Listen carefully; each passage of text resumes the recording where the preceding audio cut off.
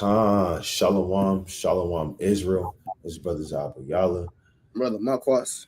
Coming back at you with another W5 history through the spirit.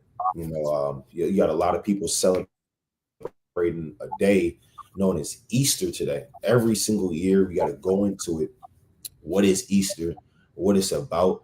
And it's people that celebrate this high holy day or holiday in the world is willingly ignorant based off all the information that's brought out. We got to go into this, because at the end of the day, when you study, let me actually get this precept real quick. When you study, you gain knowledge. You gain a lot of understanding. But if you want to be willfully ignorant, follow the ways of this world, you're going to do the ways of this world. Let me get this precept real quick. It was the book of 1 John 2:15.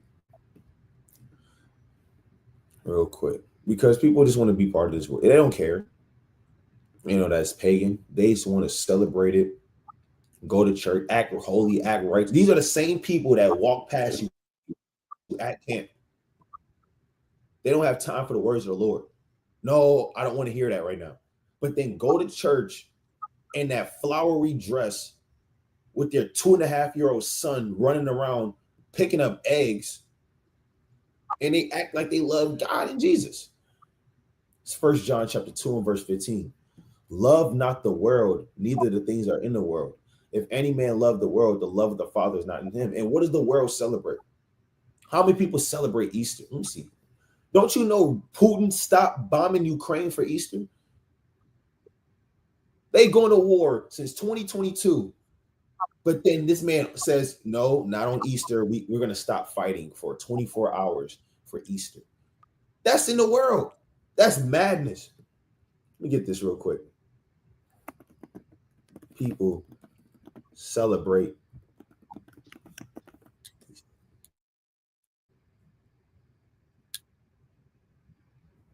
You got 70% of Americans that's about to celebrate Easter. Little bit over, about 80%. You got 80% of Babylon the Great about to celebrate, and you about to celebrate it. And you talking about you're not part of this world. Yes, you are. You're part of this world. The Lord said, don't be a part of this world. Leave it alone. Get out. Because what? For all that is in the world, the lust of the flesh and the lust of the eyes and the pride of life is not of the Father, but is of the world. And the world does what? Passeth away in the lust thereof. But he that doeth the will of the Most High abideth forever. You think Easter is going to be in the kingdom of heaven? You think bunnies and eggs and fertility in spring equinox is going to be in the kingdom of heaven? And people get to do what they want to do? No, that's going to pass away with the lust of this world. But if you do the will of Yahweh Shem Yahshua, you're going to abide forever. And that's what it is. Let me get one more. Go to James chapter 4. We got to uncover the truth and the lies in these last days. Actually, let me go to Proverbs. Let's see what I want.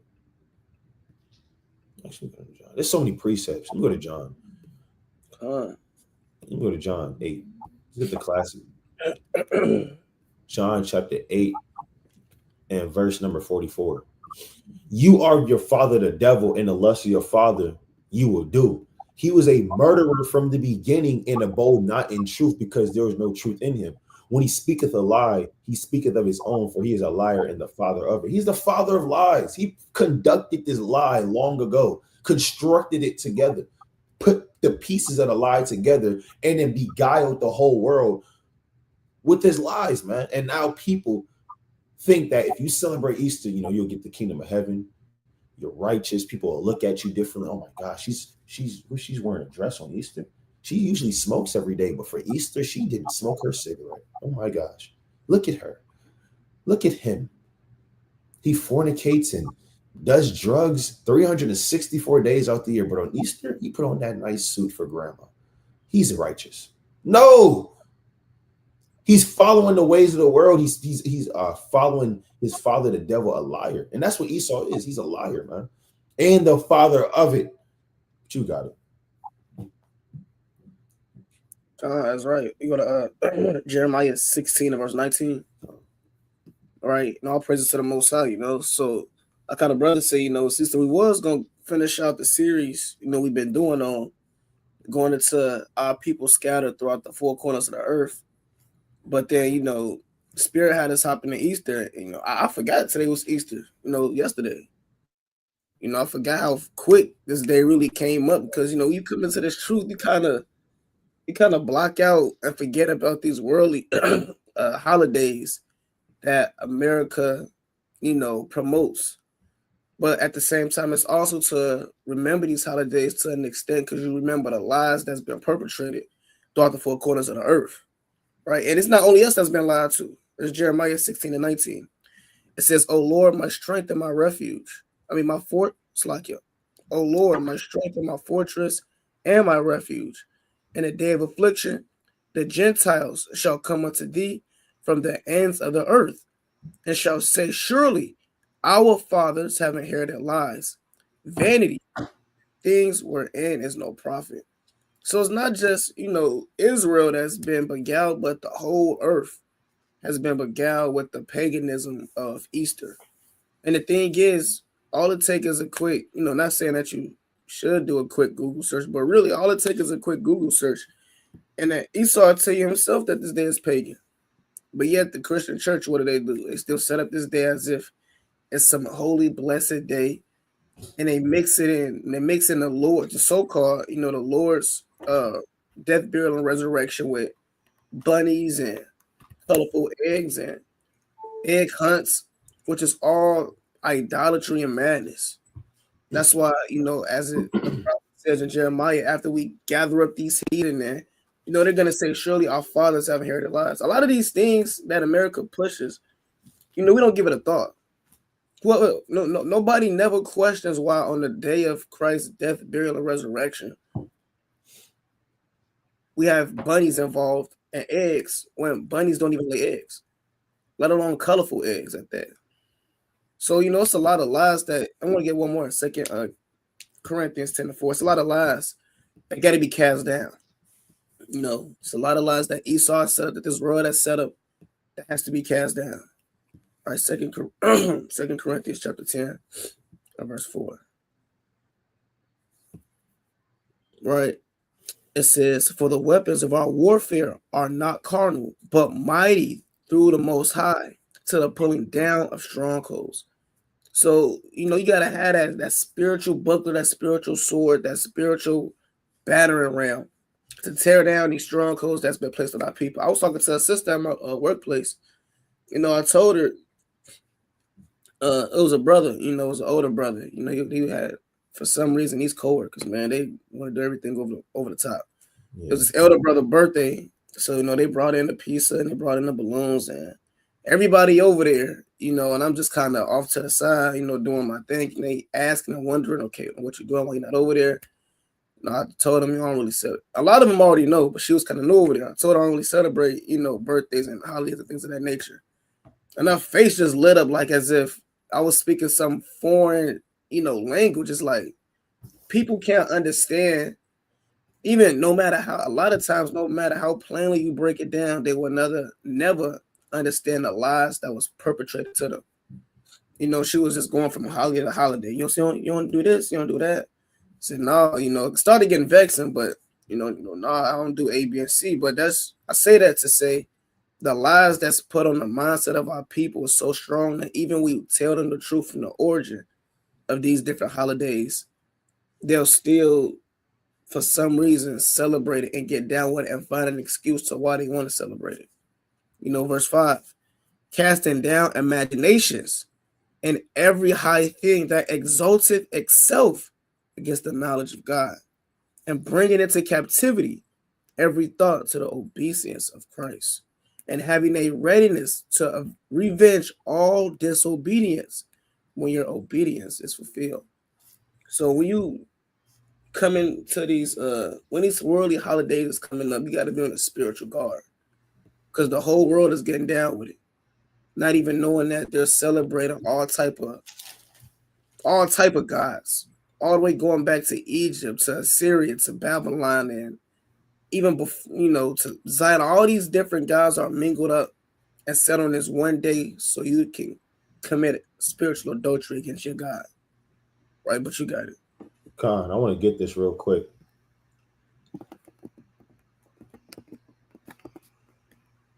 So bombing.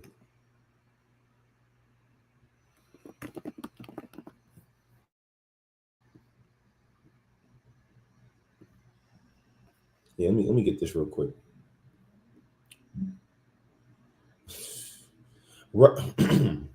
So look, yeah, because like at the like I said, it looks righteous.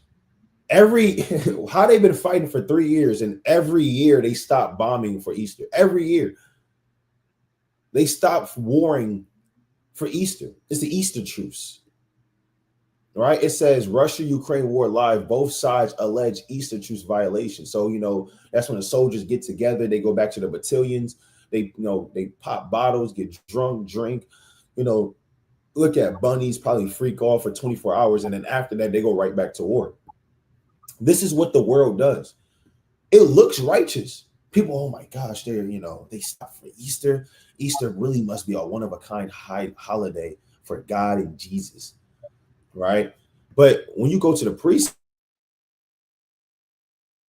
let's go to 2 Corinthians. All right, let's go to 2 Corinthians real quick. Because this is madness. Right? See that? Satan. Damn thing is freezing, man. There we go. Can you still see my thing? I don't know. My thing is freezing now. Okay. Let's go to 2 Corinthians chapter 11 and verse 14, because it's going slow.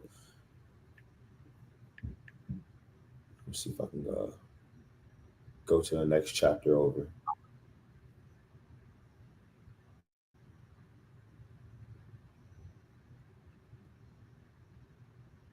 Yeah, it's just going slow.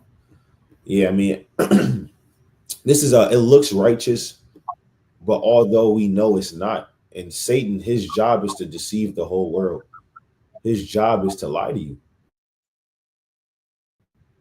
His job is to make you think something's righteous when it's not, and overthrows the world. And that's why we pulled John chapter 8 and verse number 44.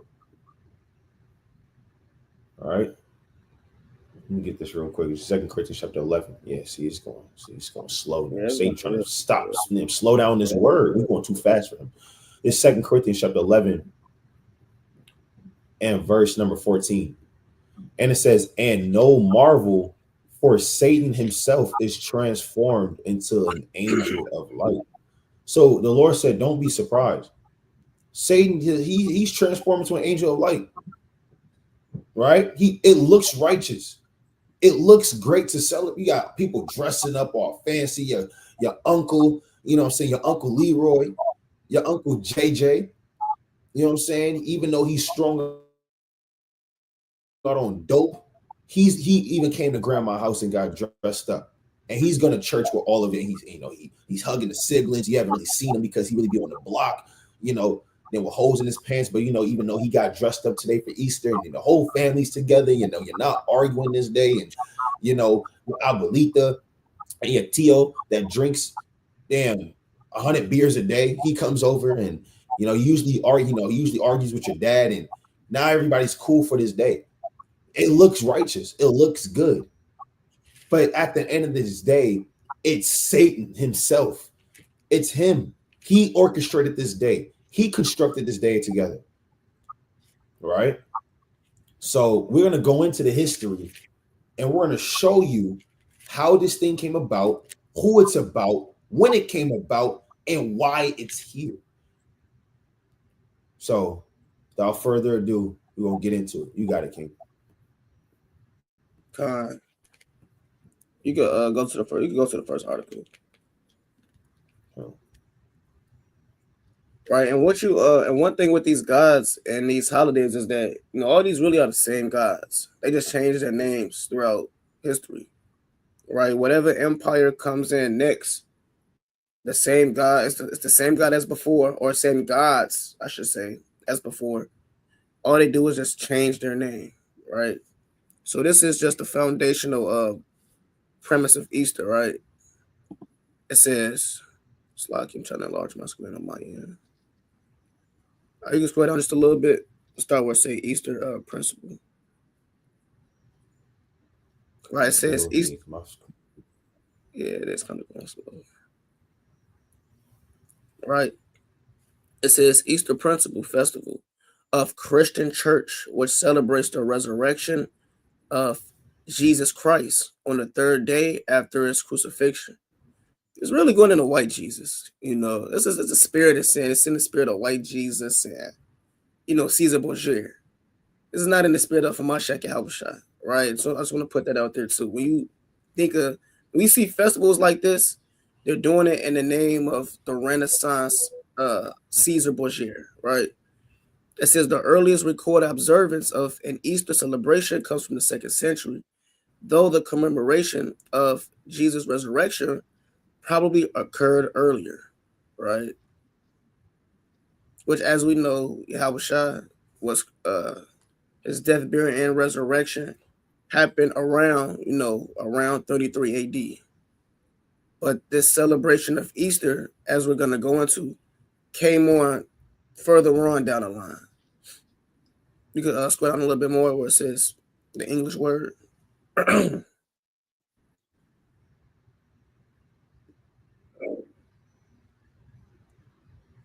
Right? The English word Easter, right, which parallels the German word oyster as an uncertain origin. One view expounded by Venerable Bede in the 8th century was that it derived from Eoster or Eostrage, an Anglo-Saxon goddess possibly associated with spring and fertility, going back to the spring equinox. And when you see these words like fertility, that's really going into lewdness and sex, the god of sex and lust. Every time you see the goddess of fertility and things of that nature, all goes back to lewdness. Because what is being fertile? It's when you lay down with one another. But a lot of these holidays was a lot of these goddess of fertility celebrated around the Greeks and the Romans. When the heathens get down with fertility and lewdness, they take it to a whole nother level. Same thing with Christmas, going back to the winter equinox, also known as the winter solstice. It's the same spirit, same gods, different seasons, and different empires, and they just change different names. So when you see these things, then that's what it's going into. It says in the modern era, the connection between Eoster and spring has been disputed. She may have been a local protective deity rather than a fertility figure, which we go into it was all fertility and lust. It says this view presumes, as does the view associating the origin of Christmas, right? Like I just said, on December 25th, with the pagan celebration of the winter solstice. The Christians appropriated pagan names. Look at that. That's hypocrisy. The Christians appropriated pagan names and holidays. I thought Christian meant follower of Christ. So this is off. And when we say these things, we get on Christians, they call us the bad guys. But even the so-called internet, Esau himself is letting you know that Christians, and when these Christians are really going into, Esau and the Roman Catholic Church, not the original Christians, which were so-called blacks and Hispanics, right? The real Jews that kept the laws and the faith. This is the pagan Christians of the Roman Empire that came further on down the line. Nevertheless, it says that Christians appropriated, right, pagan names and holidays for their highest festivals. That's off. That's complete hypocrisy, right? It says, given the determination with which Christians combated all forms of paganism, the belief of multiple deities, this appears a rather biased presumption. There is now widespread consensus that the word derives from the Christian the designation of Easter, right, as albis, a Latin phrase that was understood as a plural of alba, which is dawn, and became esterum, right, so on and so forth, right, Old High German and precursor, old modern German and English term, right? The land in Greek Pasach, Passover presides from the root Pequis, the French for the word Easter. All right. But that's all I wanted on there. But I wanted to show how, as it said in the article, these gods, again, these modern holidays is just a form of multiple gods, as it said. You can highlight that part where it says the belief in multiple gods in the parentheses, right? Which part? That's what these nations get down with. Oh, right. It's kind of towards the middle, towards the bottom. Right, given I'm that trying to, but it's slow. If you, it's It's slow. if you can, Lord willing, Israel can see it. Nevertheless, these again, quote unquote Christians, those are the Christians of the paganism, right? You could go to Acts 11:26 real quick. See that page unresponsive. This don't happen. Satan doesn't want people to put out the information about his high holy day that's deceiving the rest of the world. He said you can do anything. I'm led to believe if we went into any other topic, this would not have happened. Yeah, that's all. Wow. I'm gonna bring this out real quick and Acts though. Come. This Acts bring it out. Chapter 11 and 26. Because when you go into the history, you have two sets of Christians for the most part. You got the original Christians, that you read about it, Acts 11 chapter in the book. I believe that's 2 Peter. You read about Christians. Those are authentic men and women that followed Christ and kept the laws. And they were Jews and Israelites. They weren't heathens. And you have modern day Christians that stem off from the rest of the Roman Empire, Eastern Roman Empire, and they included a lot of paganism right within their worship, but yet still has the audacity to call themselves Christians. So this Acts 11, all right, Acts 11 and verse 26, all right, and it says, you got it.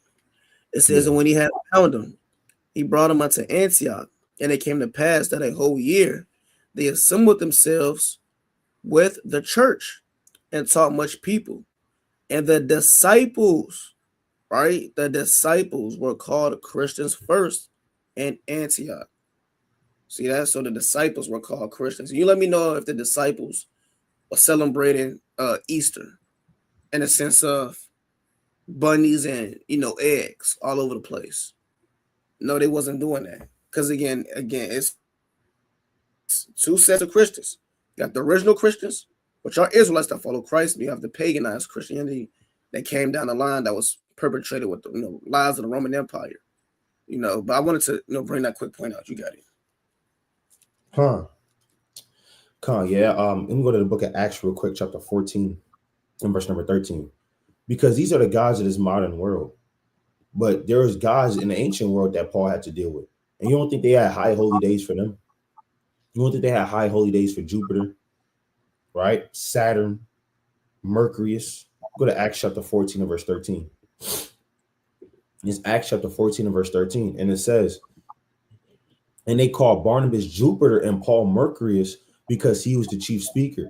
And the priest of Jupiter, which is before their city. How we have priests, right? We have priests of for Yahweh Shem Yahushua. You had the Canaanites, the Philistines, they had priests for their god Dagon. You don't think they had high holy days for Dagon? You don't think they have high holy days for Jupiter? You don't think they had high holy days for Mercury? You don't think they were sacrificing oxen and different things for their gods? Right? And it says, which was before their city, before oxen and garlands unto the gates, brought oxen and garlands to the gates, and would have done sacrifice with the people, which when the apostles Barnabas and Paul heard of, they rent their clothes and ran among the people, crying out and saying, sirs, why do you these things? We also are men of like passions with you, and preach unto you that you should turn from these vanities unto the living God, which made heaven and earth and the sea and all things that are in, who in times past suffered all nations to walk in their own ways. So in the ancient world, they had their deities, they had their gods, right? And guess what? They had high holy days for them. What's the difference now? It's the same thing all over again on earth. But Khan, you was done with that article? Kanye, I was done with that article. And I wanted to say too, we're gonna go into these guys too. A lot of these guys that's incorporated with Easter, you read about in the Bible. And that's another big what's the word I'm looking for? Another hypocritical thing that the Christian church does. Here it is, they'll celebrate Easter and bring out eggs, when these same gods that represent Easter are written of in the Bible as idols. That's just complete folly and madness. But I was done with that article. You go to the next one. Khan. Let's see. Let me get this one real quick. Right? All about Eostre, the pagan goddess of dawn. Now, when you go into it, like I said, it's a deity that they love and they put on a pedestal. It doesn't, like I said, it's pagan, but we're gonna go into this harlot. All right, Eostre is the Germanic goddess. Germanic goddess of dawn, who is celebrated during the spring equinox. On the old Germanic calendar, so you have the winter solstice, the winter equinox, and then you have the spring solstice or the spring equinox, right? The birth of life and fertility. And that's where you have eggs represents fertility, bunnies representing the spring, right? All that, right? On the old Germanic calendar, the equivalent month to April was called Arstamonland, or Easter month. As a holiday, Easter predates Christianity and was originally named for spring equinox celebration. So, right? Before the 7 ecumenical councils, they were celebrating Easter already, and they incorporated it with Christianity. We won't get into it. The date of the Christian celebration for Easter changes each year. And the reason the date changes because it's based on a pagan solar calendar. See, with our high holy days, it's fixed every year. We have the new moons at the start of the month, right? You got Passover that lands 15 days after that, 14 days after that, or 15 day, right?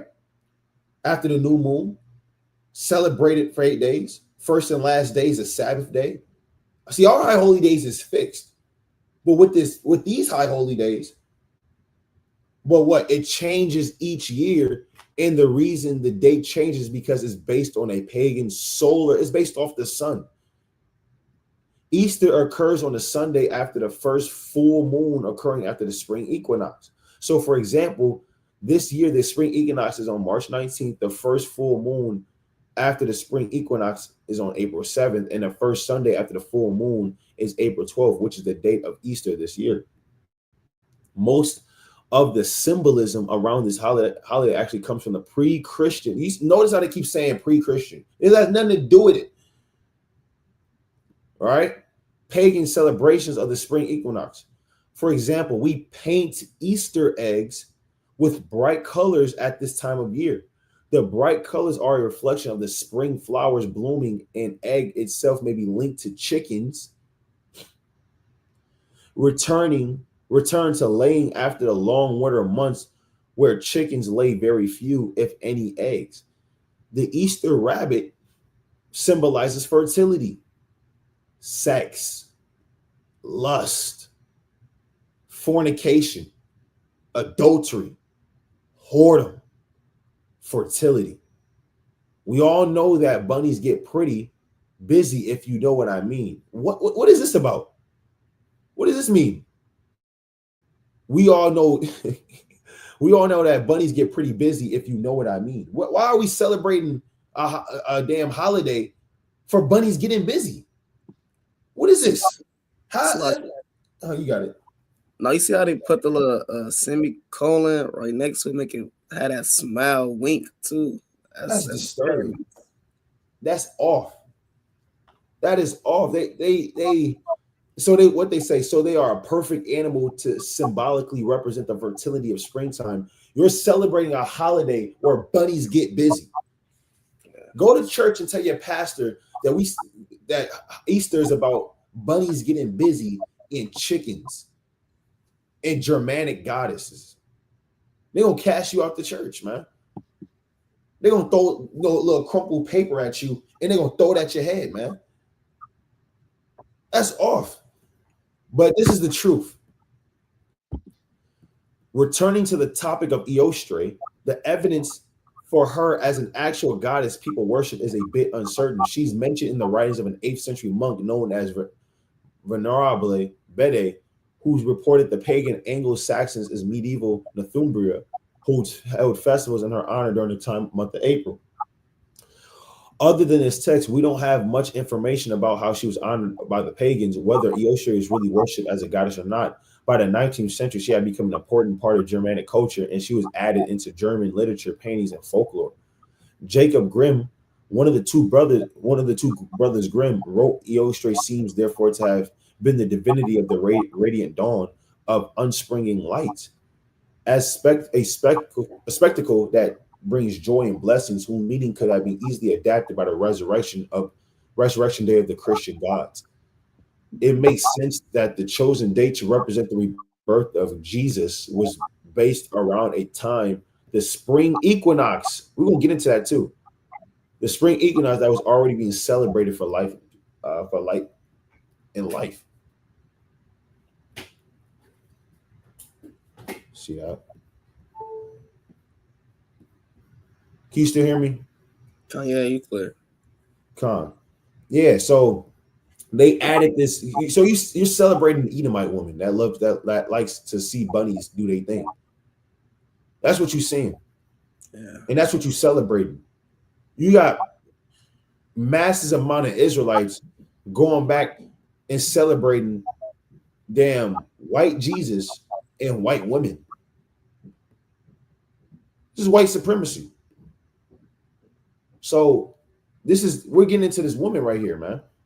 She look, and she's damn near not. She's not modest. I thought the Lord said our woman needs to be modest. Her clothes about to falling off. Look at her eyes, like she's drunk with lust. But then again, Jake, you know this is what it goes back to. You celebrating Edomite women. Like, what is this, man? Describing German pagan traditions, Jacob mentions bonfires were lit at Easter and water drawn on the Easter morning. It is like that as Christmas. Like that as Christmas. We just went over to a winter solstice. It's the same thing. Holy and healing. Here also heathen notions seem to have grafted themselves on great Christian festivals. Maiden clothed in white, who at Easter, at the season of returning spring, show themselves in clefts of the oh my gosh, show themselves in the clefts of the rock and on mountains are suggested of the ancient goddesses. What? Let me get this preset. Who's in the clefts of the rocks? Who's in the clefts of the rocks? Right. Your goddess. What a Job chapter 30. I mean, it's crazy. There's Job chapter 30 and verse number 3. For want and famine they were solitary, fleeing into the wilderness in former time, desolation and waste. Yeah. After the Roman Empire fell, they fled into the clefts of the rocks. They fled into the mountains, right? Desolate and waste. Who cut up mallows by the bushes and juniper roots for their meat. Yeah, they were eating all types of madness, man, in the mountains. They were driven forth from among men. They cried after them as a thief. Yeah, they got chased out of this thing. The nations chased out Esau into the damn wild, the wild west of the mountains. And guess what? To dwell in the cliffs of the valleys, in the caves of the earth, and in the rocks. And in the rocks. Let's go back to this. And in the rocks, you know, in the clefts of the rock and on the mountains. The Lord already told you who's going to be there. The Lord already told you who's going to be there thousands of years before. You see that? And it says, Among the bushes they brayed, under the nettles they were gathered together. They were children of fools, yea, children of base men. They were viler than the earth. And we celebrate the people that are children of fools, the men that are base men, viler than the earth. We celebrate them now. Look how the tables have turned. That's off. That's extremely bad. It's said verbatim, but we'll keep reading. Finish this out.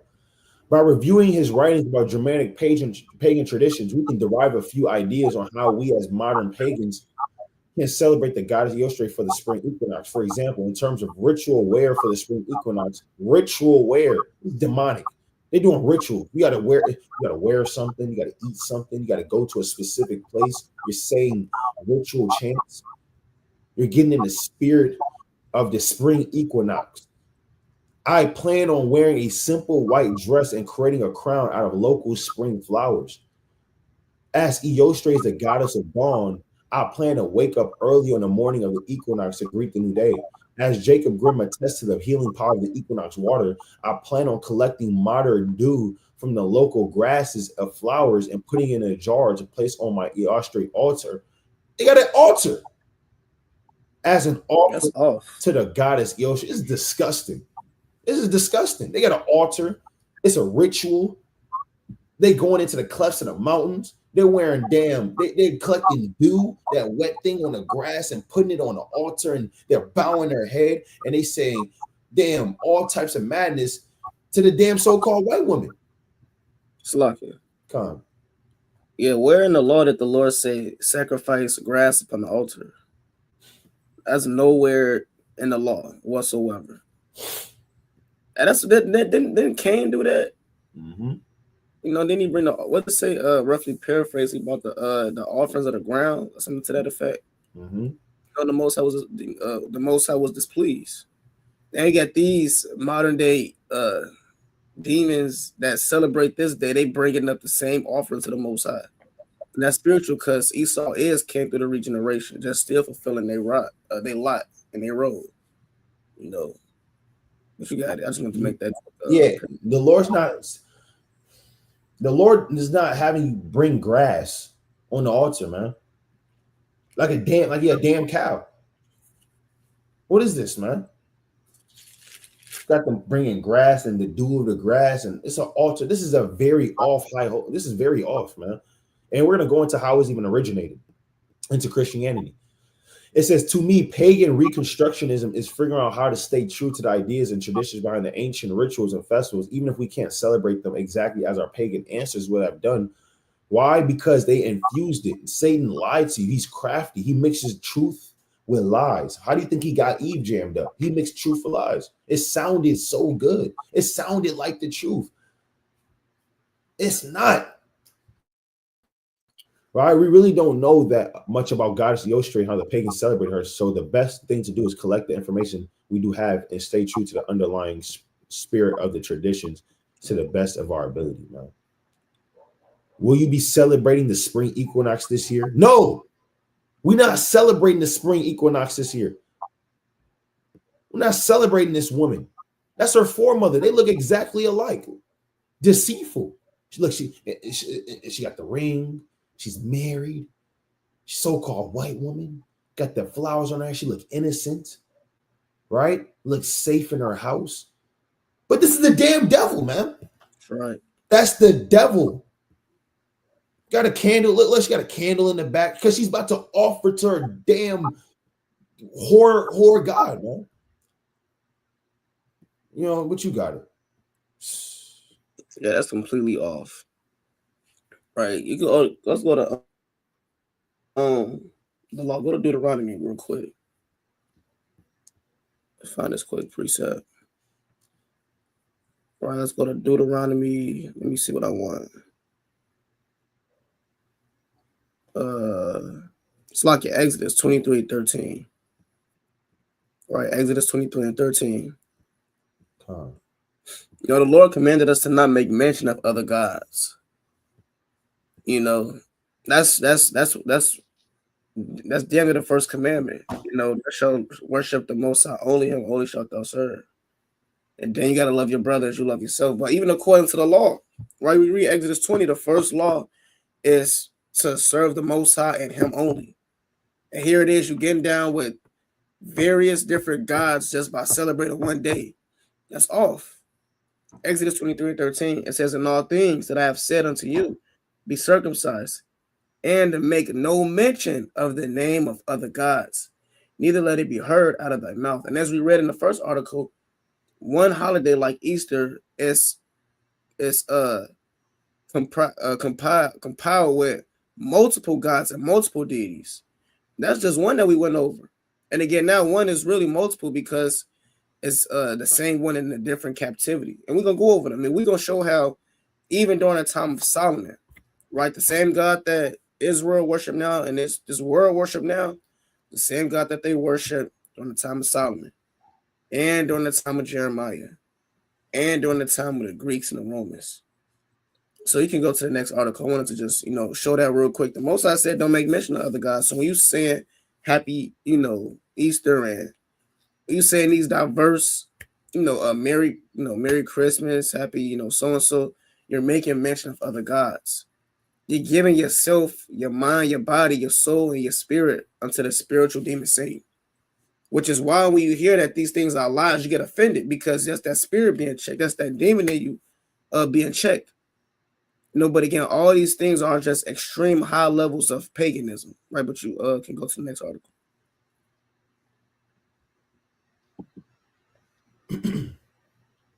Calm. Right. And while you going to the, I'm gonna let you get there first. Calm. All right, another point. Went into the origin of Easter. And there's so many different origins of Easter. Okay, you can scroll up just a little bit. That's good. It says most people follow along as they have been taught, assuming that what they believe and do is right. They make their beliefs for granted. They take their beliefs for granted. Most do not take time to prove why they do the things that they do. And that's this world today. That's the spirit of America. Especially Israel. We talk about it all the time. You see on the camp videos, Jake, he called himself Black, African American. He doesn't even consider where these terms come from. That's the type of docile, sleep, spirit in the state that the rulers of Babylon have put upon the people, to where they just question nothing. They just go with what they see, right? That monkey see, monkey do spirit. It says, why do you believe what you believe? Where do you get your beliefs? Is the source of your beliefs, or is the source of your religious belief the Bible or some other authority? If you say the Bible, are you sure? Right, then they got this, big, introduction. You can scroll down a little bit. Now that's good right there. All right, it says, notice, when this whole account was so article really good, but it says, notice Acts 12:1. Now let's get Acts 12:1 real quick. All right, let's go to Acts 12:1 real quick. And a lot of people will say, well, how is Easter pagan when Easter is in the Bible? Now, the word Easter is in the Bible, yes, right? But is the paganism and the celebration of Easter in the Bible? No. Because as we're going to go into, what the churches did at the Ecumenical Council of Nicaea, right? They took out Passover and switched it out with Easter, and they try to play a game where they say the word Easter just goes back to Passover, which, as we see, it doesn't. But this is Acts 12:1. It says, now about that time, Herod the king stretched forth his hand to vex certain of the church, and he killed James, the brother of John, with the sword. All right, and that's off, because this is spiritual as well, because this was during the time of Passover. And because he saw it pleased the Jews, he proceeded further to take Peter also. Then were the days of unleavened bread. Verse 4 is the point. And when he had apprehended him, he put him in prison and delivered to him 4 quadrants of soldiers to keep him intending after Easter to bring them forth to the people. When it says after Easter, you go into the Greek, that word is actually Passover. All right, in the Greek, that word is Passover. Now, again, why did they Easter is because what the churches did, right? Namely, I believe that's the Western Roman Church.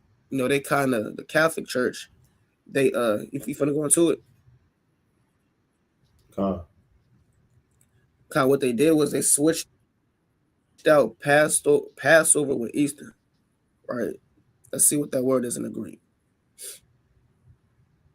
Verse 4. Acts 12, Acts 12 and 1, right? Yeah, Acts 12 and 4.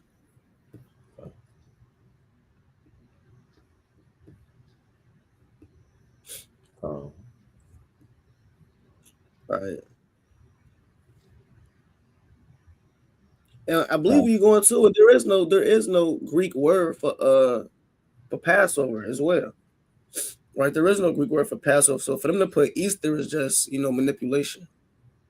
Right? What does it say? So this is the definition of Easter in the blue letter.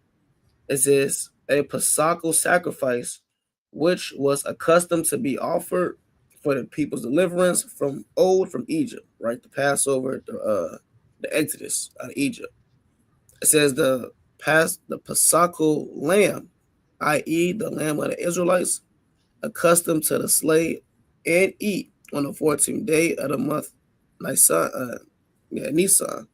the first month of the year. So this obviously is going into Passover, right? As you see the supper, Passover supper, right? The Passover feast or Paschal feast, feast of Passover, etc. So this is the word in the Greek. Now let's go back to the article real quick and let's see how they play this manipulation. And that's why you got to be careful. That's why it's good to be studied, and know these things, because a Christian try to say that, well, we celebrate Easter because it goes back, to Passover. So how come if Easter goes back to Passover, why not just keep the Feast of Passover as it is written in the law? And if we do keep Easter, then how is the law done away with if you still keep Easter, which means quote unquote Passover? So it's a lot of, questions you can ask these Christians. They're nothing but hypocrites, right? But it says King Herod began to persecute the church, right? Culminating in the burial death of the Apostle James, right, by sword. This pleased the Jews so much that the Apostle Peter was also taken. So now it's kind of going over what we just read. I'm gonna jump to it's the Bible authority for Easter, right? It says this passage is talking about Easter. How do we know? The word translated Easter is the Greek word Pesach. And that really goes back to the Hebrew. Derived from the Hebrew word, right, Pesach. There is no original Greek word for Passover, right? There is no original Greek word for Passover. And it has only one meaning. It always means Passover. It can never mean Easter. Meaning what? When the Roman Catholic Church was doing what they was doing, they could have easily just kept the word Passover within it. Like we read Luke 22 and 1. All right. The Jews' Passover was not at hand, John 11 and 55. These different precepts say the word Passover. So why in Acts 12 do they want to add Easter when there's no Greek word for Passover? They could have just kept Passover. Meaning that the Roman Catholic Church and these councils, they wanted to incorporate idolatry, and instead of continually putting Passover, they wanted to add Easter. Like the brother said, Easter is a quote unquote pre-Christian, right? Pre-Christianized, if that's even a word, celebration. These gods have already been celebrated before Yahushua came on the scene. So they incorporated a pagan holiday into the Bible, right? And that shows the wickedness of the Catholic Church and these councils. And that, you can. This is really actually good information. You pour this out on somebody. How is it Easter or when Passover doesn't have a Greek word with it? Just keep Passover. It's really it's really the same word. Pesach, it's the same thing. Nevertheless, it reads for this reason. We find a Hebrew word used in the so-called Greek New Testament. Why is it a Hebrew word in the Greek New Testament? Because there is no Greek word for Passover. Once again, this Hebrew word can only refer to Passover. And other translations, including the Revised Standard Version, correctly rendered this word Passover. It says instead of endorsing Easter, this verse really proves that the church was still observing the supposedly Jewish Passover 10 years after the death of Christ, right? And that's what they did. In context, again, that's as we read, James, the brother of John, right, the son of Zebedee, they actually kept the Passover. You don't want to get that misconstrued either, as if they actually kept Easter. They kept the Passover as it is written according to the law, and that's another cut. After the death of Christ, they still kept Passover according to the law, meaning the law's not done away with, right? It says instead of endorsing Easter, this verse really proves that the church was still observing supposedly Jewish Passover 10 years after the death of Mashiach. Now let's go to the other scriptures authorizing Easter. This presents a problem. There are none. All right, there are none.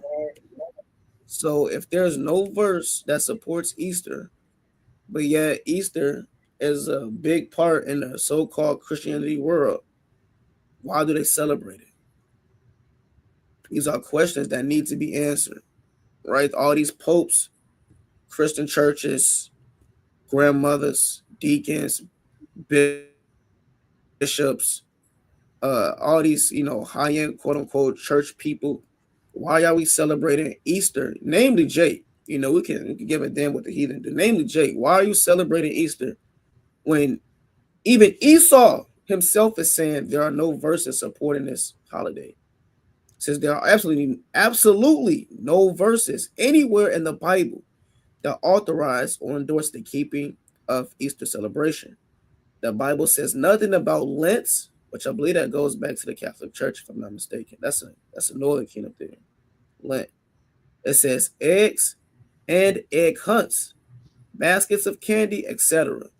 Although it does mention a hot cross of buns and sunrise, right? And sunrise services as abomination, which condemned. We will examine them and learn why. This whole thing is, you could go down and maybe a little bit more to it. I didn't read the whole thing, but I kind of skimmed through it, and it had a lot of good information. I want to see if anything else I want to touch over. I don't want to, read too much on here, but nevertheless, we say these things on the highways and byways all the time. We say it all the time on the highways and byways, but if Jake don't hear it from Esau, then he not gonna believe it. So, but yeah, he got it. I just want to quick point out. Yeah. So yeah, you gotta be studied up, man. Because if not, Satan gonna grab you up. That's basically what it is. If you don't study, Satan gonna grab you. You got Jakes right now in blue suits. You know what I'm saying? Got a damn retwist, a haircut. They got they walking with their nieces and nephew, and they think they're righteous because you celebrating Easter when Jake has absolutely no idea about this history. They're only doing it because their grandmother told them to. And Benjamin, for you Benjamites, such as I, right? You eat bun. You eat bun. I know because my dad always buys the bun around this time, and guess if you touch that bun before Easter, there's gonna be a problem in the house. You know what I'm saying? What is the Easter bun tradition? Right, during Easter, soft cheese sandwich between two slices of moist fruit, and you know what I'm saying, the bun is good, but it's off because the spirit behind it. Right, you always got to eat this around the time of Easter, man. Right? In Jamaica right now, they're eating the bun, the Easter bun, Easter bunny. It's off. So you Benjamites, it's not just Judah, it's Benjamin too. You know what I'm saying? And I know this from experience. You know, it's not just Judah down south in Mississippi somewhere, man. Right? It's it's you Benjamites, man. Y'all eating the Easter bunny. If you touch that bunny in the house, it's going to be a problem, man. You know. So Salaki, can you look up Black Christian Church Easter outfits? I just want to see what pop up. Yeah, I know show these Christians. Shake, man, and this Easter, and it's all the tribes. You know, you really see in Southern Kingdom, from what I see at least, they get down with Easter a lot, and in Northern Kingdom they get down with the Lent. Look at Eve. Look at it's just a fashion show. That's all it is a fashion show. They want to have the biggest hats. It's the only time Eve dressed modest. Look like my high school. To the left. See that? Yeah, so all this is just a big. It's just a game. It's folly. Like this is madness. Yeah, this is off. Shay got a bald head in there. Hey, look up. I want to see what the men normally wear. I know they got the so-called the best so-called suits, the baldest heads for Easter. All right, look at this. So Jake, this is how you dressing for Easter. Not even knowing that you worshiping a pagan god. Idolatry and idols. Man. And just imagine, we had our own garments, tight pants, over tight. And we had on garments back then. You know, we looked good. But now, you know, your mind is all corrupted, going after the ways of the heathen. You extolling their customs and their outfits above your own custom. This is bad. It's bad. Hate this place.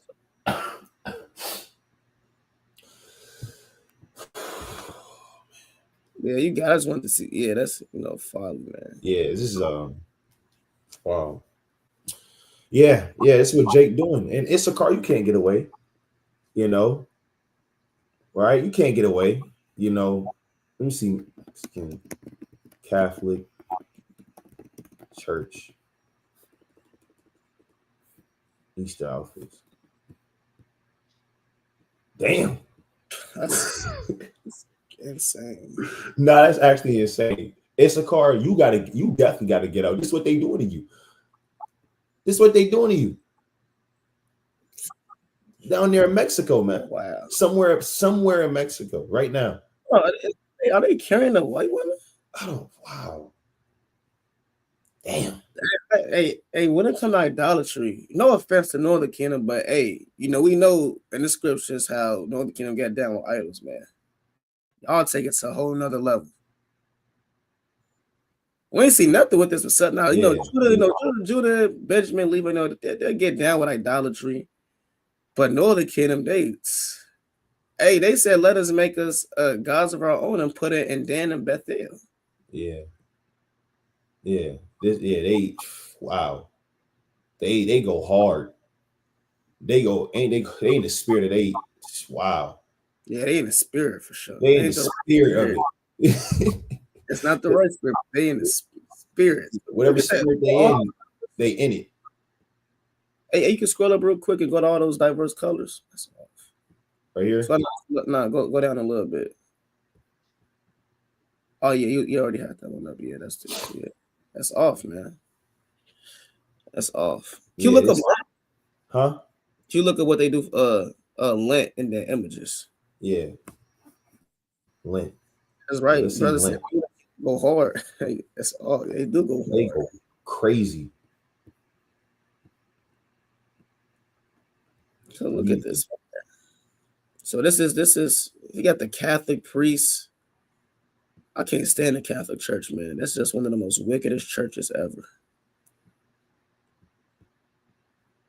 In Northern Kingdom, you all up in there too.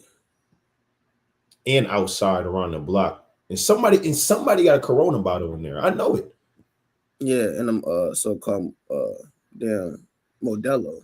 Yeah, somebody got a Modelo in there, hiding it in their purse. You know what I'm saying? Northern Kingdom go hard. Look at this. Man, let's get back to it, man. These people, our people, we are these people. You know, yeah. Let's get back to it, man. This is this is all you had on it. Oh yeah, that's all I had on there. Yeah, all praises. Okay, this is madness, man. Let's get it. All right. Spring equinox. So we kind of mentioned Yostre spring equinox, but we will actually get into the spring equinox, right? And it says, just for a moment, at 10:06 p.m. tonight, March 9th, so this is last year, darkness and light will be held in perfect balance. Equinox, meaning equal night in Latin, right? Christian, the Romans, right, is when the sun is directly over the Earth's equator, causing day and night to be equal moments. In the northern hemisphere where I live, we will begin to have longer days with more sunshine and hours of light. As the Earth continues moving around the sun, the position of the sunrise and sunset would change quickly, and the balance between night and day will not last long, right? Indeed, an apt metaphor for the balance we seek in our daily lives. It is good to remember that even in the night cosmos, there's either more dark or more light. This is life. They don't incorporate Yah Bashim Yahushua. They're trying to find the perfect balance and, with the light and the dark. But the Lord said, I am the light. He created the darkness. Let's get that real quick. If you want perfect balance, seek out a God named Yahweh if you're an Israelite. His son, through his son Yahushua. Because he created the darkness. He created the light. They trying to figure out the perfect balance. Like, what? Hey, thou shalt not lie. That's what Jake sent in our work group chat. Right? Him at damn church, man. Right? I don't know if Lord willing you can see it, Israel. But no, thou shalt not lie. As we going into it, Jake literally just sent him at the damn church. That's off. Only time you go to church is Easter. Does he do that every Sunday? Is he even consistent? He's off. He's off. You want to send a picture, you going to church. I can't stand this place. The hypocrisy, the idolatry, and then the fake holiness and righteousness. This place gotta go, man. This place gotta go. Yeah, this place has to get the hell up out of here, man.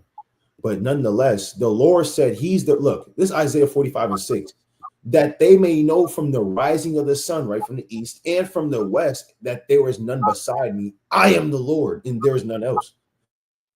I form the light and create darkness. I make peace and create evil. If you want balance in your life, the Lord created the balance you need to have. He created the evil that you have in your life, and he created the peace that you're looking for. He created the darkness that you don't want to have, and he created the light that you need to see. That the Lord does all these things. Drop down, you heavens, from above, and let the skies pour down righteousness. Let the earth open, and let them bring upon salvation and righteousness bring up together. I, the Lord, have created it. Let's go to the book of Job 38. The Lord does all these things. They trying to find the spring equinox, and it's equal when the light's equal over the equator and this, that, and the third, and just using a whole bunch of stupid words. Right? Go to Job 38.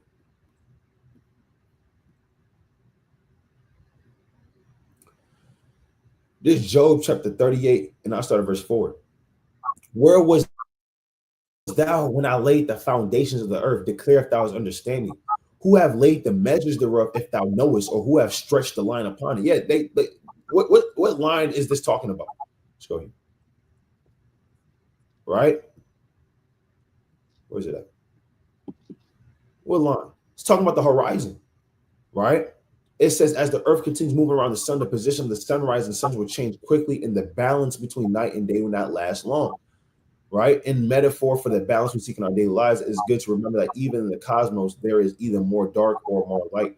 This is life. Even the equator, it's talking about the equator, the damn horizon. The Lord created that. The concept of an equator, the Lord created that. He created that balance. How it's hot some places and cold some places, and how it's get closer to the equator, and it's kind of hot. The Lord did all of that, man. He strategically placed animals in certain ways in certain places on the earth so they don't die. And it says, whereupon are the foundations that are fastened, or who have laid the cornerstone thereof? When the morning stars sang together and all the sons of God shouted for joy, or who shut the sea with doors when they break forth as if it had issues out of the womb? Yeah, you understand. When the damn waves and the damn hurricanes are hidden, the Lord stops those hurricanes. When the waves splash, how come them waves never every day just take over a whole city? It comes all back because the Lord did that. When I made the cloud the garment thereof, and thick darkness a swaddling band for it, and break up for it a decreed place, and set bars and doors, and said, hitherto shalt thou come, but no further, and here shall thy proud waves be stayed. Yeah, the Lord did all that, man. We give credit and honor and glory always, every day, to Yahweh in the name of his son, Yahweh Shah. Stop playing with Yahweh Shem Yahweh Shah. Let's go back to it. Right? And it says, during pre-Christian Europe, the pagan goddess Astarte was celebrated during the spring equinox. She was honored for renewal, rebirth, fertility, balance, and the coming of spring in Western Christian churches. Easter is celebrated on the first Sunday after the first full moon following the spring equinox. The cosmic connection between spring equinox and Easter, the crucifixion, death, and resurrection of Yahweh Shah, cannot be missed. They follow the rhythm of nature, point to more light, either literally or through Christ. And they're trying to incorporate the concept of Christ through this BS, man. Madness. And then we kind of touched on it a little bit. Right? It says, I've been feeling some guilt this Lent season. Saint Benedict devotes an entire chapter to observing Lent with advice for monks. Where is monks in the Bible? Let's look it up.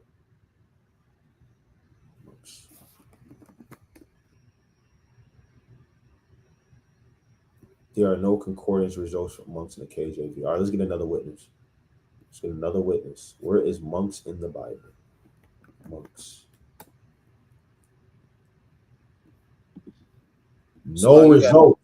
You gotta go on Google and type in monks KJV. Yeah. Maybe I'm tripping. Maybe they're not authorized. Monks KJV. The King James Version Bible is not specifically associated with monks in any singular way, but its historical context and use within monastic communities are intertwined. It doesn't exist.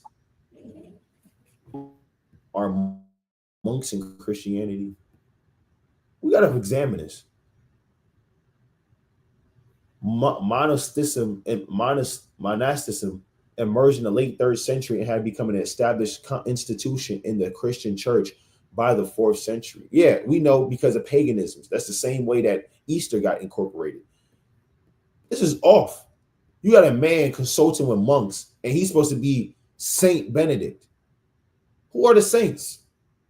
We've got to pull the precepts. We know who the saints are. He says, he writes, let each one deny himself some food, drink, sleep. Damn, sleep too? Needless talking and idle jesting, and look forward to holy Easter with joy and spiritual longing. So you want to fast for Easter and don't sleep either. You want to torture yourself for Easter. And it says RB 49-7. What is RB? What is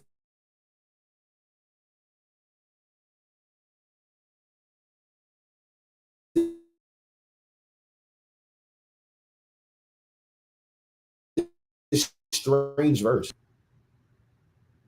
It's not during my spring break from school, which occurs during Lent, we tend to travel out of state to see our daughter's son-in-law, and we wine and dine, gather with friends and family, and generally celebrate time of vacation. Return, madness. Yeah, we don't really care about all that. What you do with your damn family, man. Where is it at? And I guess that's it on that.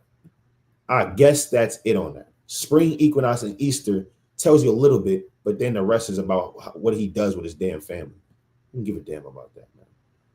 Let's go to this one. Let's go to 7 facts, the ecumenical councils. How was this even established in the first place? Unless you have something. You can touch on this and then I'll let me back with the next article I got on All right. Now, as you've seen in times past, there's 7 ecumenical councils, ranging from 325 AD all the way down to 787 AD.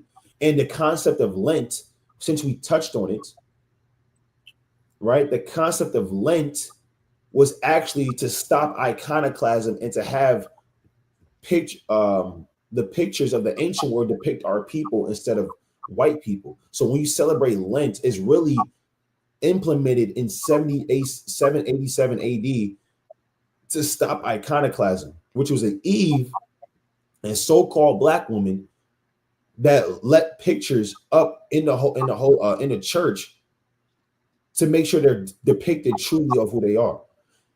Right, I'm going to show you. Right. However, after this council, persecution of the holy icons continued on the emperors Leo V, Michael II, and Theophilus.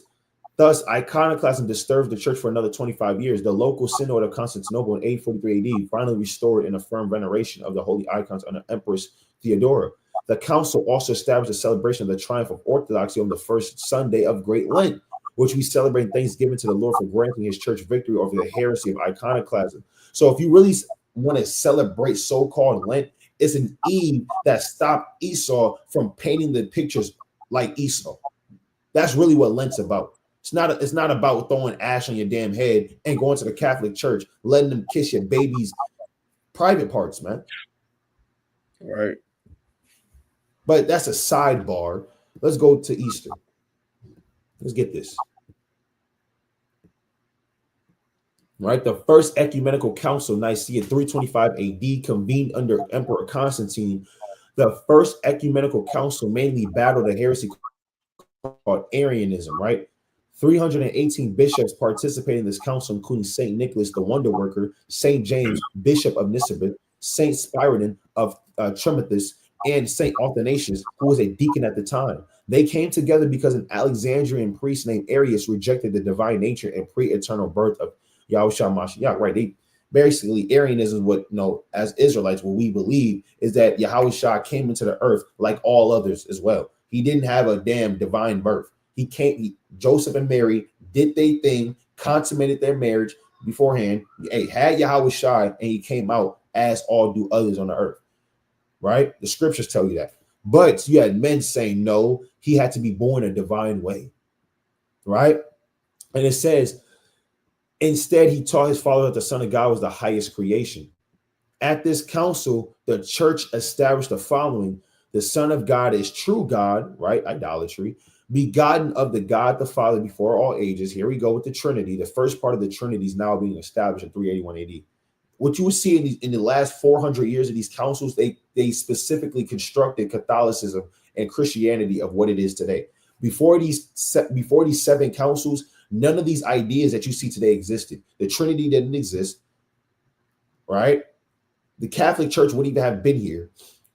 The Christian Church, the Protestant Church wouldn't have been here. And all these lies have been thrown out the window. But as you see, the Lord started taking understanding from the earth after the Western Roman Empire fell, right? And it says, Yahushua Mashiach, the Son of God, was not created and is eternal. As the Son of God begotten from God the Father, Yahushua Mashiach is with one essence with the Father. The church should celebrate Pascha on the first Sunday after the first full moon, after the spring and vernal equinox. This council brought, this is why Christianity came through. The spring and vernal equinox was already being celebrated amongst the pagans, the Romans. But what Constantine did, who was a Jake, to help unify his empire, he mixed paganism with the truth. And now you have Christianity, demonic religion, crackianity. We call it crackianity because once you get a little dose of this, you will never be the same. It's like you got fentanyl on your face. You will never be the same again, man. So guess what? That's what he did. And it says various rules for bishops, priests, and deacons, their jurisdiction and their elections, ordinations, respectively. Many other canons regarding excommunication, penance, etc. Yeah. But the church should celebrate Passover or Easter, Pascha, the first Sunday after the first full moon after the spring vernal equinox. We went into that. After the first full moon is where the spring and equinox will come through, and it's really going back to a goddess named Astara or Ishtar, true goddess. Time you go to the next article. I don't know how much time we got left, but I want to fly through these. I had a couple more things I wanted to kind of bring out. I know we didn't really touch on the eggs too much. Right. Okay, I want to touch on this just a little bit. All right. Right. I believe you covered. Sweat down just a little bit. So this is Ishtar, like how the brother was talking about. And you can go just look at the image real quick though. It's just lewd. Satanism. Size, breasts, and that's why when we say fertility, again, fertility is just another word for concupiscence, lust, fornication, and things of that manner and that sort, right? But they try to clean it up and say fertility is spring and everything is new. And look, it's all lust, right? But you can scroll down a little bit. So this Ishtar, I don't want to. It's not really too much to go into Ishtar, but I want to touch on the eggs just a little bit. It says, as the fertility goddess, Slaki, you can go back up a little bit.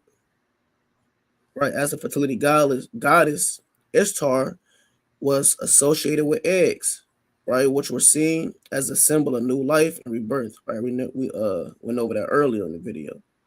In ancient times, people would decorate eggs in honor of Ishtar.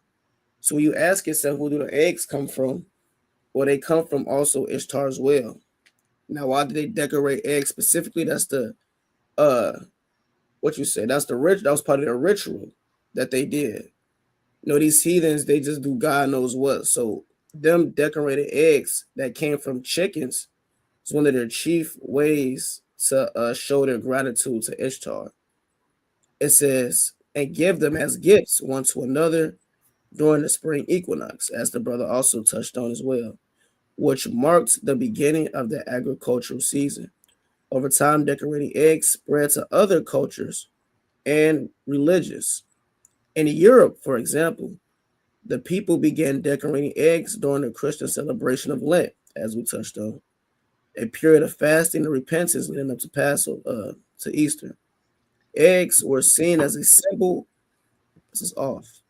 Eggs were seen as a symbol of the resurrection of Jesus Christ and new life he brought to the world.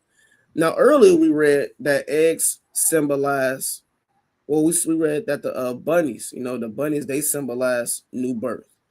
Now it says the eggs represent the birth of so-called, of Christ, which is really, you can't link none of this up with Yahweh Shah. So all this is going back to white Jesus, Caesar Borgia, and that idolatrous mindset. I only feel comfortable saying the name of the Lord when it comes to this stuff. Nevertheless, we just read how the bunnies, they got down with freakism though, and then they put the little wink colon symbol, so-called. So all this, they try to tie in lust with the Lord. That's off. And when it says in European countries, it's mainly talking about Germany. Germany, they kind of stamps this colorful egg, so-called tradition, you could say. It says in many countries, people dye eggs in bright colors and decorate them right with incarnate designs and patterns. Some cultures even have special games and competitions centered around, centered around eggs and decorating and honey.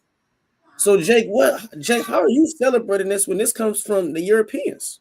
It comes from Germany, them getting down with eggs.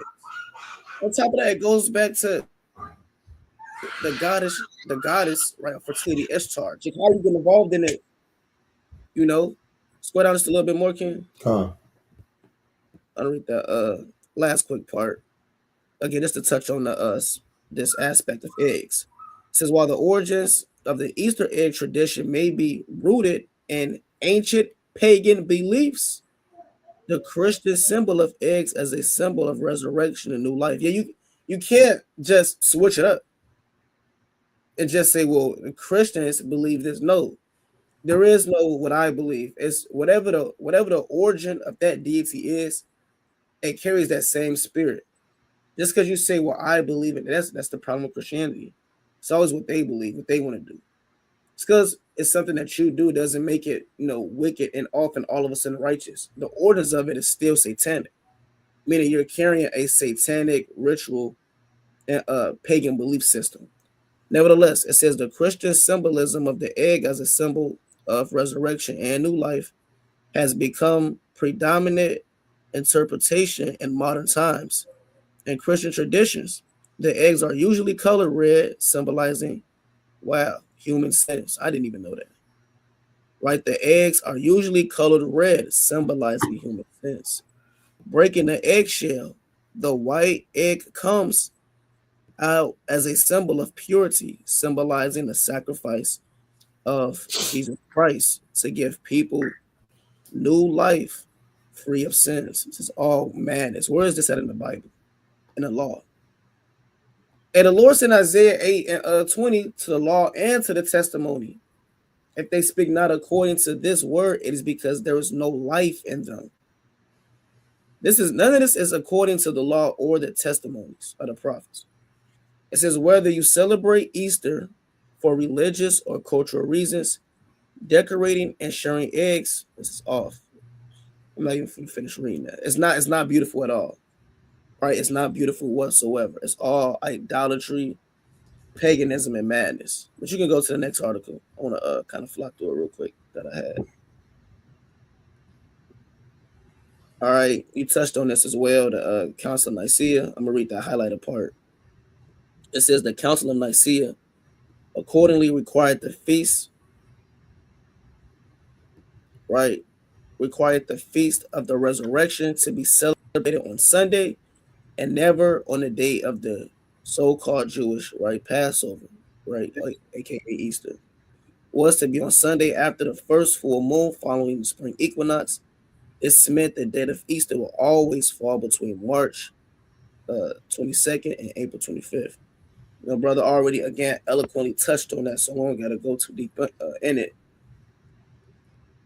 Nevertheless, that Ecumenical Council, you can scroll down a little bit. We go into it. The Ecumenical Council, when they actually put in Easter, that wasn't something that was accepted by everybody as well.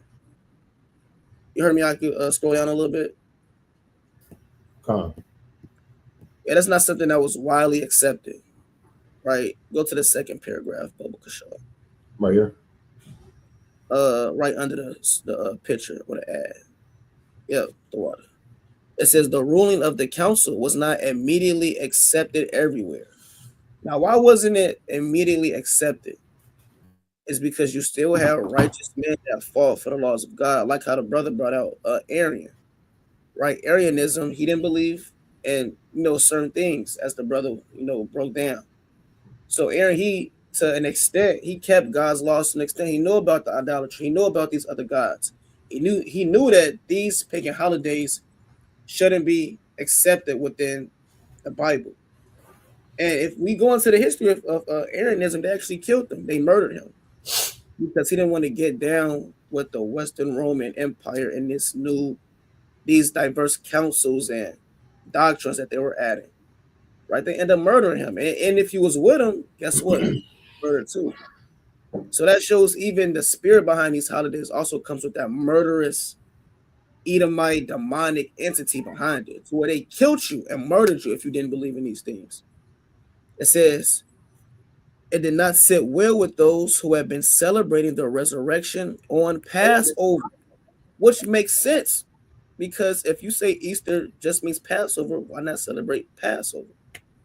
Right? Nevertheless, it says to suddenly learn they were being called heretics.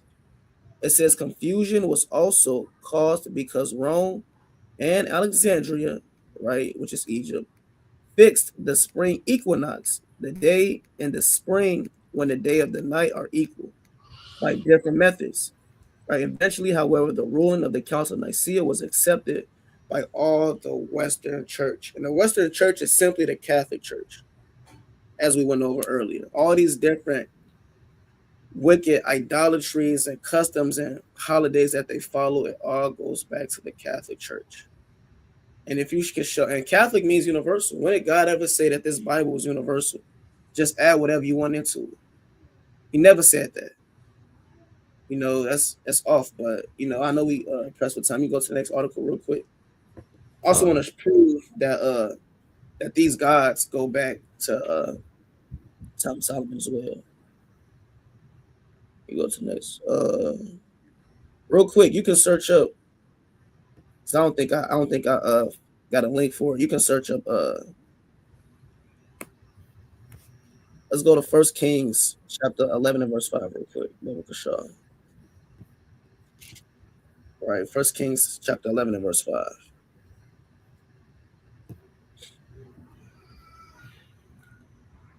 All right, I want to pull this up to show how these gods as well, they go back to ancient gods. Easter, the same Easter that people celebrate right now, goes back to these ancient diverse gods, right? That the Zidonians and these different nations serve. So it's 1 Kings 11, and I'm gonna read 3, right, for context. It says, and he had 700 wives, princesses, and 300 concubines, and his wives turned away his heart. For it came to pass, when Solomon was old, that his wives turned away his heart after other gods, and his heart was not perfect with the Lord his God as the heart of David his father. That's the point. Or Solomon went after Ashtaroth, the goddess of the Zidonians, and after Milcom, the abomination of the Ammonites. Now we go into Ashtaroth. That's another god that Easter descends from. All right, you can look up the goddess Ashtaroth and Easter.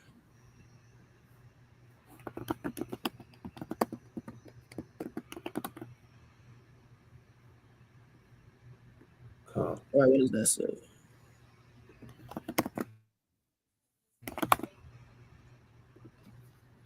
Easter. All right, what does it say? Ishtar.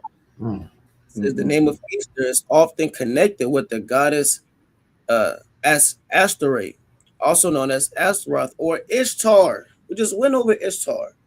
That's why I said all these gods are the exact same gods. They're all the same gods. They just go from one race to another race, to another empire, to another dynasty, to another kingdom. They change their names, but they worship the same deity, right? So Easter is his modern name.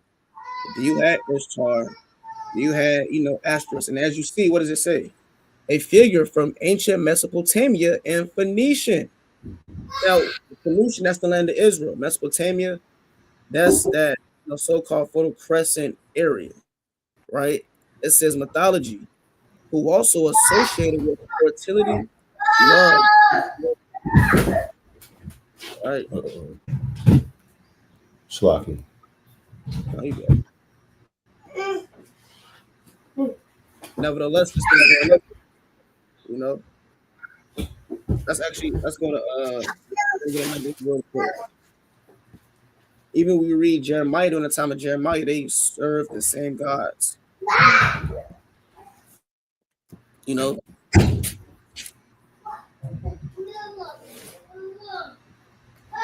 Let's go to Jeremiah real quick, 7 and 18. Okay, you can go to pull it up in a blue letter bubble. So Jeremiah 7 and 18. Yeah. You can just pull it up in a blue letter. So that's one that we read all the way back during the time of King Solomon, around the what is that? The 8th century, 9th century BC.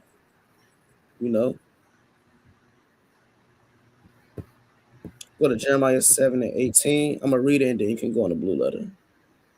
It says, the children gather wood and the fathers kindle fires. Look at this. And the women knead their dough, right? The woman, Eve, talking about the so-called black woman, because it's the Jews at this time. And the woman knead their dough to make cakes to the Queen of Heaven, and to pour out drink offerings unto other gods, that they provoke me to anger. Let's go into that blue letter and go into the Queen that Eve was worshiping.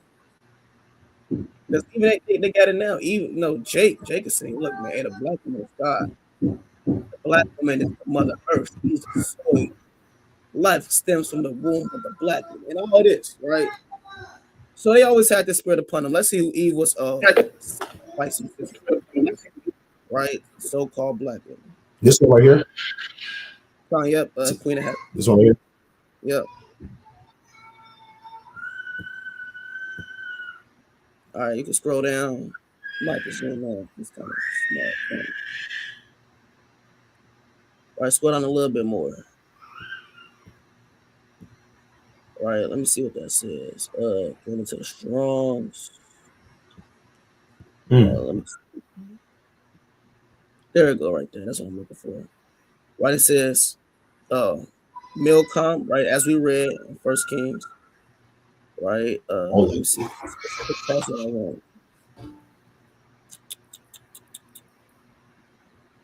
I'm gonna read this quick area, right, where it says the Hebrew lexicon. So these are the lexicons that go back to the Queen of Heaven, right? It says in the passages, the Queen of Heaven, to whom women of Israel, right, pay divine honors. It's either the moon or asteroid, right? We just read about that, i.e., the planet Venus. Read about that in the so-called New Testament. Read it. It says, right, let me see what point I want.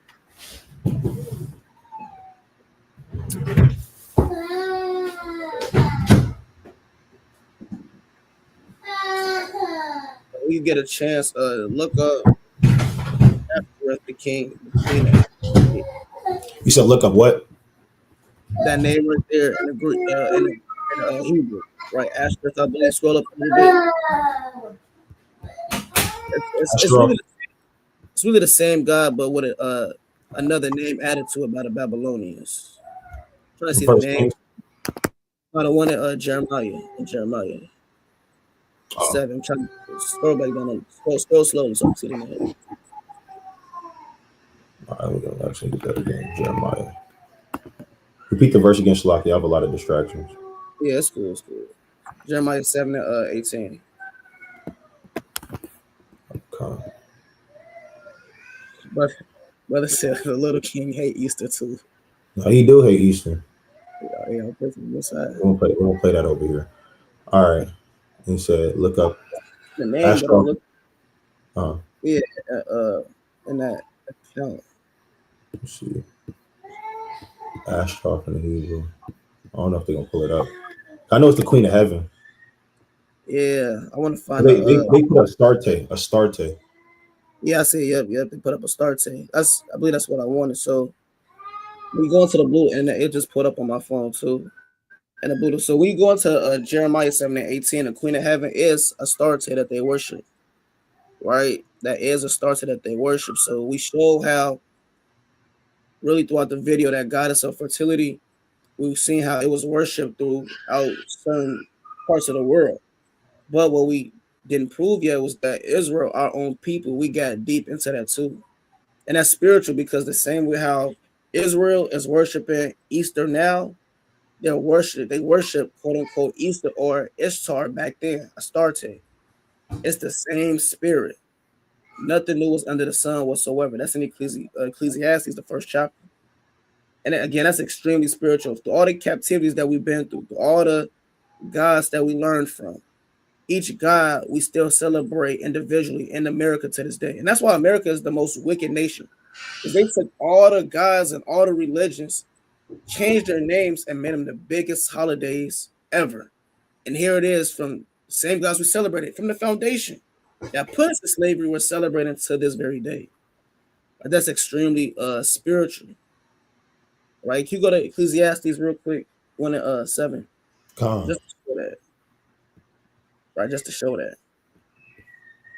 The same gods that put us in slavery, that we committed spiritual fornication with the Most High against, we worship to this day, man. It's the same thing on the earth. It's literally the same exact thing. Right? Ecclesiastes chapter 1 and 9, right? The thing that have been is that which shall be, and that which is done is that which shall be done. And there is no new thing under the sun. Look at that. Nothing new is under the sun whatsoever. And that just goes forth to show, again, Easter goes back to paganism. Israel, you got to come out of paganism. We put up the facts, we put up the eggs, we put up the bunnies, we put up the goddesses, we put up the councils.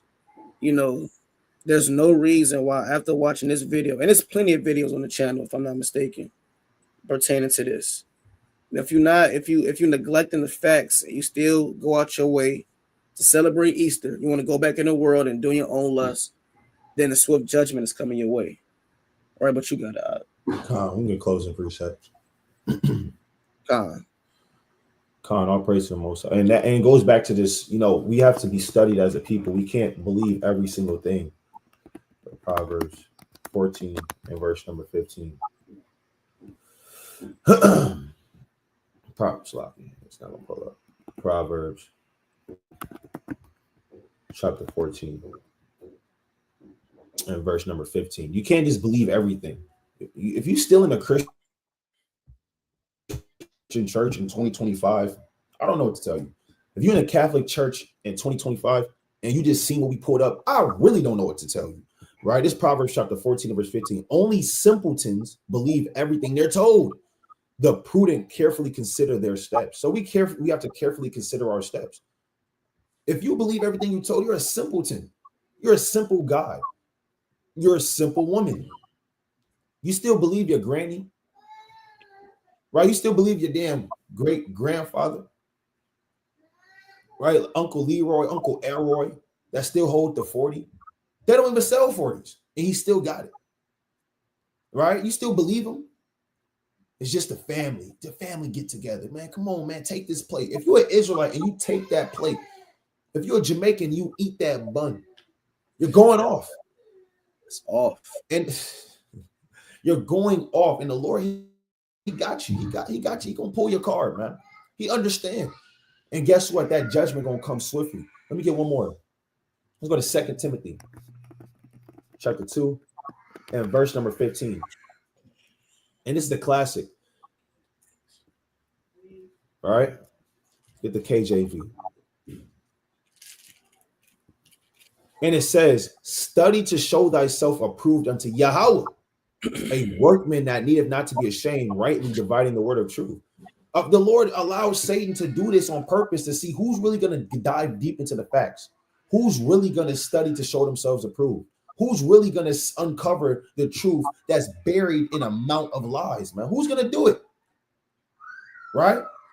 Because you got the rest of the world, but then you're going to have the elect. You're going to have the remnant that say, that's not right. That don't seem right. That don't seem like Yahweh Shem Yahshua. Let me uncover the facts. But you got it. You go to Sirach 43 and 30. Close out with this. Sirach 43 and verse number 30. And like how the worldly proverb go, if you know better, you'll do better. We all didn't know at one point, but now that we do know, you got to do better. That's what anything. So that's Sirach 43 and 30. And the Lord teach that most importantly. Sirach 43 and 30. We glorify the Lord, exalt him as much as he can, for even yet will he far exceed. And when ye exalt him, put forth all your strength and be not weary, for ye can never go far enough. And we can never go far enough when it comes to serving the Most High God. He was in the world for years on end, celebrating Easter, Ishtar, right? And all these goddess of lewdness and fertility and Easter bunnies and eggs. And you was getting into this idolatry that you didn't know about. But now that we do know, the Lord said, what? You can never go far enough with serving him. Because in the world, you couldn't go far enough with serving Satan. How much more in righteousness should we all want to push forth with cutting down doctrines and building up the truth in the last days? Right, but that you got it out. And with that, we like to give all honor and glory and praise to Yahweh in the name of his son Yahweh Shai. His brother Zabayala. Brother Marquas. Don't celebrate Easter and stay away from Granny's house. Shalom. Shalom.